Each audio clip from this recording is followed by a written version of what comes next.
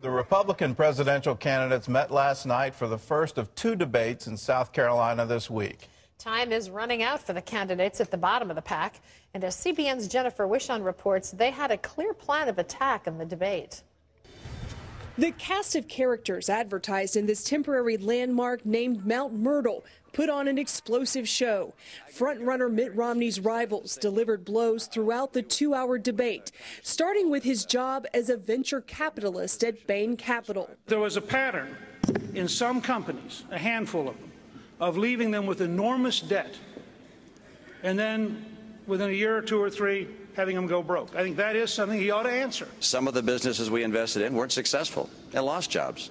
And I'm very proud of the fact that we learned from the experience. Rick Perry challenged Romney, a millionaire, to release his personal tax records. We cannot fire our nominee in September. We need to know now. So I hope you'll put your tax records out there this week. Romney says he'll consider doing so in April. As the primary wears on, political ads are getting nastier. There was one ad that we used against Senator Santorum, and I only had one problem, is I couldn't get all the things in I wanted to say in 1 minute. Ads by super PACs, political action committees funded by rich donors with no accountability to the candidate they support, have caused the candidates grief. Santorum is the target of one of these ads, and he challenged Romney because his super PAC produced it. First of all, as you know, the PACs that run ads on various candidates, as we unfortunately know in this country. I'm looking for an answer to the question first. What both Senator Santorum and I have complained about with Governor Romney's super PAC, over which he apparently has no influence, which makes you wonder how much influence he'd have if he were president. We all would like to have super PACs disappear, to tell you the truth. South Carolinians like to be courted. Candidates will spend the rest of the week turning up the charm and spending money. They've gobbled up all available TV airspace for ads now through Saturday's primary. Jennifer Wishon, CBN News, Myrtle Beach, South Carolina. Well, politics has become a full contact sport. You need to wear your pads and your helmet in order to participate.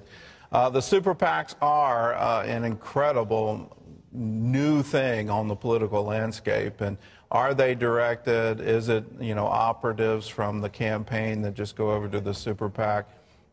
It's incredible, this loophole, if you will, in the campaign finance laws that literally allows unlimited money to be spent. I think the better solution would be get rid of the contribution limits on federal elections, allow people to give to the candidate of their choice, and that way the candidate is now responsible for the ads that are run. Lee Webb has the rest of our top stories from the CBN newsroom. Lee?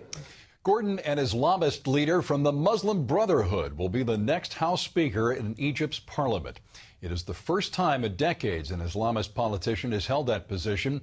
The Muslim Brotherhood, of course, was the big winner in recent elections. Saad El-Khatani is the group's Secretary General. The new parliament will set up a 100-person commission to draw up the country's new constitution. The selection of the new House Speaker shows just how much power Islamists will have in that process. The number of pedestrians killed while wearing headphones has tripled in the last 7 years.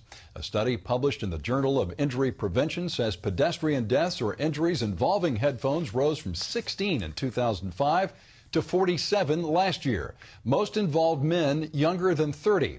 Researchers warn that wearing headphones distracts the part of the brain devoted to external events, and that makes us less cautious. More strikes and demonstrations in the Greek capital of Athens today. Greece has imposed tax increases and pay cuts to try to get its budget under control and avoid a default on its debts. Thousands of protesters rallying against more cutbacks. Greek citizens say they've already been hit hard by the government's austerity measures. But international debt inspectors are pushing Greece to do more. The European Central Bank president is warning that the Eurozone's debt crisis has gotten worse and that it's now, quote, very grave.